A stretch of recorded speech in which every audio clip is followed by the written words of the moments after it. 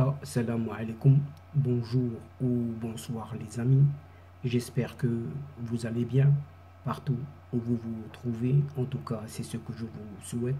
Et pour le meilleur de toutes les situations, bien sûr. Bienvenue sur votre chaîne Bled Magharibiya. Et merci de nous recevoir chez vous et parmi vous une nouvelle fois. Pour ma part, je suis ravi, heureux et content de vous retrouver à travers cette 316e vidéo qui vient vers vous pour vous proposer votre CQFD habituel, c'est-à-dire ce qui fait discussion à chacune de nos entrevues.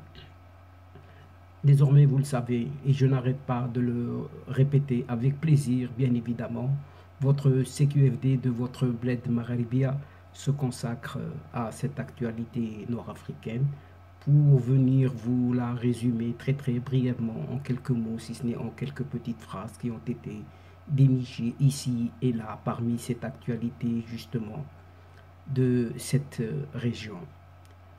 Ce CQFD, justement, le présent CQFD se consacre à cette éternelle position de Madrid sur le Sahara marocain, décidément, et qui pourrait lui coûter sa relation avec le Maroc, pas moins que ça, oui. En effet, cette crise diplomatique entre le Maroc et l'Espagne s'enlise, c'est le moins que l'on puisse dire, et inquiète beaucoup de gens en Espagne, surtout depuis que sa position ambiguë sur ce Sahara marocain risque aujourd'hui d'empiéter sur ses relations économiques avec le Maroc. Oui, cette fois-ci, c'est sur les relations économiques avec le Maroc. Les milieux intellectuels espagnols ne comprennent pas cet entêtement de cette Espagne, surtout depuis la reconnaissance américaine et le changement de position allemand, surtout en soutien, qui vient en soutien avec ce Maroc. Surtout quand cette Algérie, plein de diplomates, oui, il y a plein de diplomates, de nombreux diplomates étrangers ont boudé purement et simplement ce dernier forum, oui, ce soi-disant dernier forum de soutien à ce Polisario. Ainsi, chers amis, 8 mois après le faux pas de cette Espagne qui a créé cette crise de confiance entre les deux royaumes, à savoir espagnol et marocain, les relations sont toujours au point mort. Rien n'a bougé. Les déclarations qui semblent pourtant positives des politiques en Espagne sont loin de refléter la réalité de la situation. Oui, loin de là.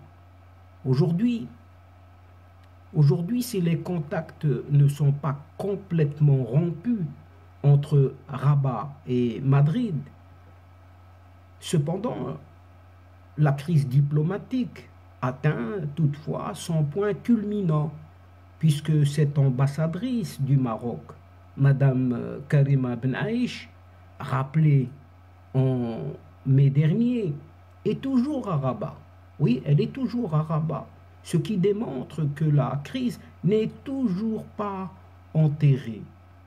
Et à ce stade, seul le pas de la rupture des relations diplomatiques n'a pas encore été franchi. À ce jour, le Maroc ne semble pas accepter cette position ambiguë de cette Espagne sur le Sahara marocain. Et surtout, avec ce double jeu de cette Espagne.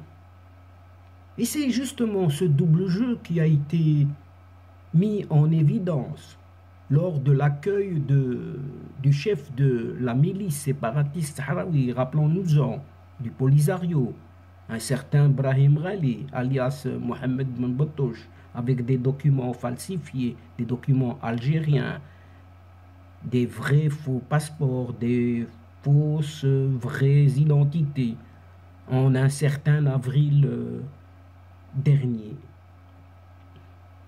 Cette affaire, oui, cette affaire, chers amis, a coûté sa place, oui, a coûté sa place à cette ancienne chef de la diplomatie espagnole. Rappelons-nous-en aussi, cette Arantxa González Laya, qui a été remplacée depuis par un certain José Luis Alvarez. Et l'excuse avancée au début, par cette Espagne, selon laquelle il a été accueilli, s'agissant de ce rallye Ben Batoche, il a été accueilli pour motif humanitaire. C'est révélé finalement être une décision de nature politique, bel et bien.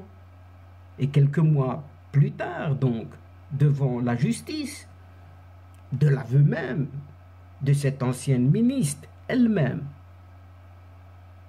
les relations entre les deux pays, Espagne-Maroc, voisins, restent toujours plombées par cette affaire. En témoigne l'exclusion de l'Espagne par le Maroc de son opération Marhaba. Cette opération Marhaba, l'été dernier en tout cas, et le choix d'un transit des Marocains résidant à l'étranger via d'autres ports européens, à savoir Sète, Marseille et celui d'Italie, Gênes. Par ailleurs, les échanges commerciaux, oui, quant aux échanges commerciaux entre les deux pays, sont presque au point mort. Oui, presque au point mort. Et les transporteurs qui faisaient transiter des produits espagnols au Maroc subissent un blocage au niveau des douanes marocaines.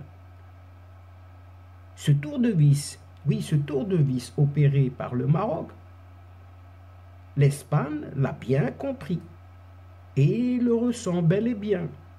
Et de plus, Madrid sait très bien qu'il ne s'agit que d'un petit avertissement. Le Maroc, qui a fait de l'Espagne son premier partenaire commercial, du fait des relations historiques entre les deux pays et de la proximité géographique, pourrait évidemment changer de cap vers d'autres pays européens. Oui, le Maroc pourrait changer de cap tout simplement vers d'autres pays. Et c'est cette option, oui, c'est cette option que redoute surtout tant l'Espagne, dont l'économie repose en grande partie sur ses relations avec son voisin du Sud, qu'est ce Maroc. Les déclarations des représentants espagnols ont témoigné de leur souhait de rétablir au plus vite les relations essentielles, entre guillemets, avec le Maroc. Toutefois, ils n'ont pipé mot, ils n'ont annoncé aucun mot, aucune phrase sur le sujet de fond. Et le sujet de fond, vous le savez, chers amis, c'est le Sahara marocain, tout simplement. Même le président du gouvernement espagnol, ce Pedro Sánchez, a récemment rencontré le ministre marocain des Affaires étrangères, Nasser Bourita, à Bruxelles, à l'occasion du dernier sommet entre l'Union européenne et l'Union africaine. Ce Pedro Sánchez, on a profité juste pour redire l'importance des relations maroco-espagnoles, stratégiques pourtant, pour Madrid.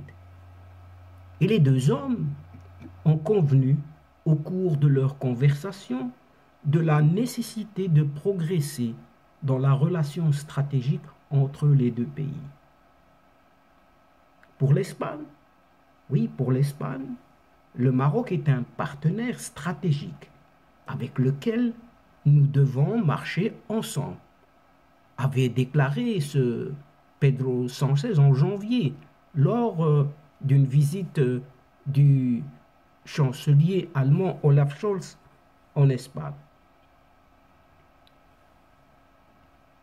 Ces mots interviennent alors que le roi d'Espagne, Philippe VI, avait tenté de faire des gestes d'apaisement envers le Maroc. Mais le monarque espagnol avait souligné aussi l'importance des liens politiques et historiques entre les pays voisins et surtout alliés. Quelques mois auparavant, juste quelques mois auparavant, le roi Mohammed VI lui-même avait déclaré dans un discours sa volonté d'inaugurer une étape sans précédent dans les relations entre les deux pays. Plus tard, le roi marocain avait fait savoir dans son discours à l'occasion du 46e anniversaire de la Marche verte que les partis qui entretiennent des positions floues ou ambivalentes sur le dossier du Sahara marocain ne pourront pas espérer engager avec le Royaume du Maroc une quelconque démarche d'ordre économique ou commercial qui exclurait le Sahara marocain.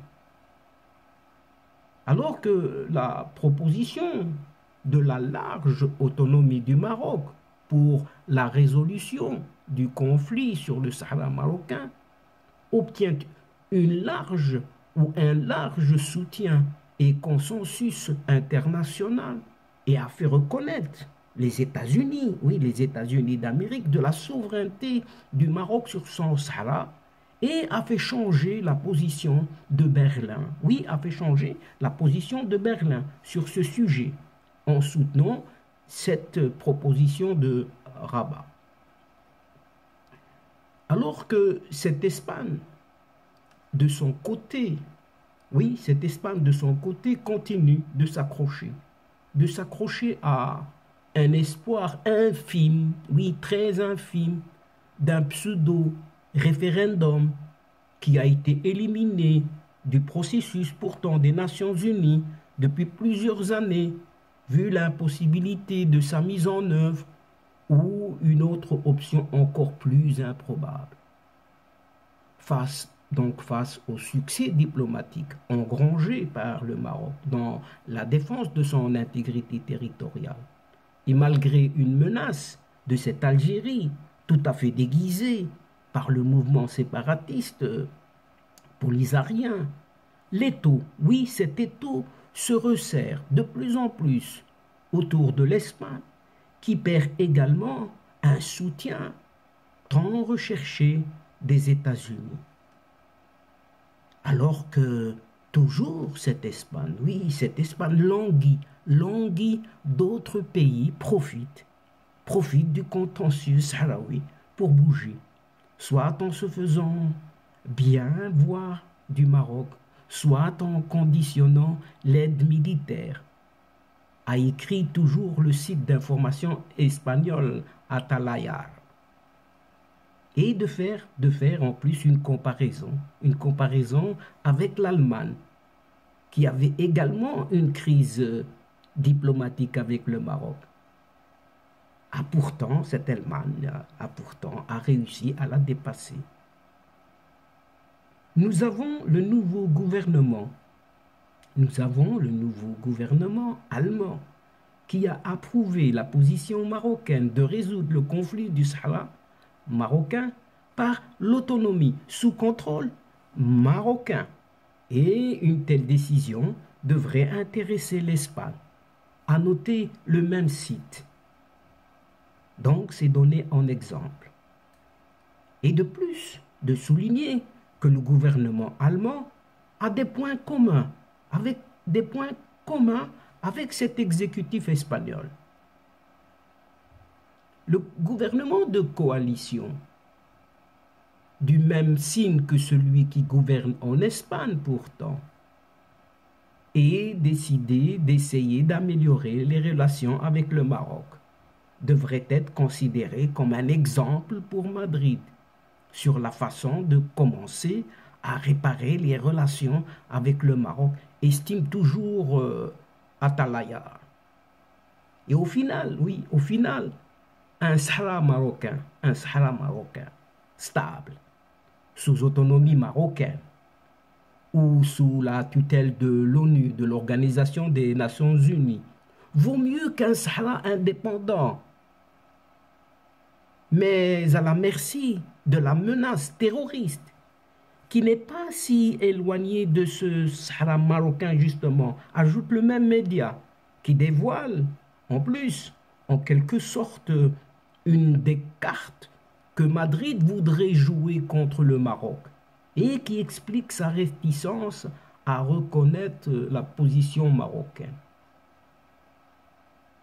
Si nous ne parvenons pas à réorienter notre relation avec le Maroc, il est fort probable que l'Espagne en soit affectée, soit par de nouvelles vagues migratoires via Ceuta et Melilla. Rappelons quand même cela, Ceuta et Melilla occupée entre autres par cette Espagne. Et aussi des vagues migratoires vers les îles Canaries. Soit en perdant des opportunités d'affaires et d'investissement dans le pays marocain, dans ce pays marocain, clé pour l'économie espagnole et la promotion de la marque espagnole, la marque Espagne tout de même, Made in Spain, indique le média espagnol, soulignant l'urgence de régler le conflit avec le Maroc pour ne pas perdre ce voisin le plus proche de l'Espagne par sa frontière sud. Et en l'occurrence ici, une preuve supplémentaire vient de s'ajouter à ce dossier du Sahara marocain, puisque cette Algérie voisine, qui n'en manque pas une occasion, a essayé et a organisé les 20 et 21 février dernier, il n'y a pas longtemps, un forum diplomatique, oui, un pseudo-forum diplomatique de solidarité avec ce peuple sahraoui toujours, mais placé sous la tutelle du ministère des Affaires étrangères. Cette cérémonie inaugurale a connu la participation de ce zinzin de Ammar Bellani. Oui, un petit crétin envoyé spécial de cette Algérie au Sahara marocain. Vous entendez bien, normalement ils disent au Sahara occidental, mais au Sahara marocain. Et les pays du Maghreb. Je ne sais pas si le Maroc en fait partie. Il a prononcé un discours, ce Ammar Bellani, à cette occasion, mais était absent lors de la présentation des résolutions de la réunion qui a accueilli par l'ambassade. Vous savez par quelle ambassade? De cette Afrique du Sud, en présence de ce représentant du Polisario à Alger. L'événement, eh bien, l'événement n'a pas connu une forte affluence des ambassadeurs accrédités à Alger. Et dans des déclarations à cette APS, oui, cette agence de presse service, on devrait l'appeler l'agence de propagande au service du régime. Oui, déclaration de cette agence de propagande. Ce Ammar Bellani s'est contenté d'annoncer que plusieurs ambassadeurs accrédités en Algérie, représentant différentes régions du monde, y ont pris part. Vous entendez? Plusieurs ambassadeurs accrédités. Les médias officiels algériens ont quant à eux présenté des chiffres tout à fait contradictoires. Oui, alors que cette APS a avancé le chiffre de 30, oui, pas moins de 30 ambassadeurs, pendant que la télévision algérienne publique n'a parlé que de 13 diplomates. Une fameuse différence, oui, une fameuse, entre 30 et 13, une fameuse différence. Allez savoir, chers amis, où est la vérité entre la télévision algérienne et cette agence de propagande. Et cette faible participation à ce forum diplomatique n'est pas sans rappeler l'échec, oui, cet échec de cette réunion d'Oran, organisée début décembre dernier et destinée alors à orienter les pays africains, membres du Conseil de sécurité, pour défendre des positions du Polisario. Un événement, oui, un événement qui était placé aussi sous tutelle, sous la tutelle du ministère des Affaires étrangères.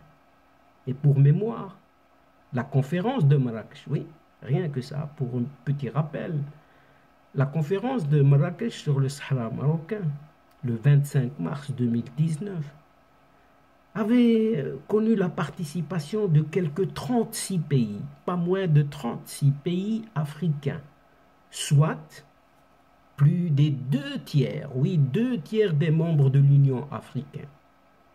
Bien évidemment, cela se passe de tout commentaire, chers amis. Eh bien, 36 face à 13 CQFD. Oui, CQFD, n'est-ce pas, chers amis? Et donc, chers adeptes de la chaîne, c'est ici que prend fin cette séquence en prenant congé de vous. Mais néanmoins, nous espérons vous retrouver très bientôt avec grand plaisir pour vous relater d'autres thèmes lors de prochaines vidéos de votre CQFD, c'est-à-dire de ce qui fait la petite discussion entre nous à chacune de nos entrevues.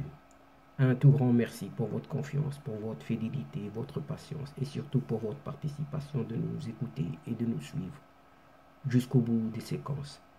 Ces séquences qui attendent énormément de vous, surtout votre soutien en nous encourageant. Mais néanmoins, ne nous oubliez pas, en nous aidant et d'aider votre chaîne, en vous y abonnant très nombreux, afin d'être informés rapidement et ce en toute primeur, bien sûr. Mais n'hésitez surtout pas de partager au grand maximum autour de vous, où vous pouvez, les séquences vidéo de votre chaîne. Pour ma part, il ne me reste plus qu'à vous dire au revoir, chers amis. Al-Asdiqa, salamu alaikum wa rahmatullah wa barakatuh. À la prochaine fois et à bientôt. إلى اللقاء في حصة أخرى إن شاء الله. مع السلامة.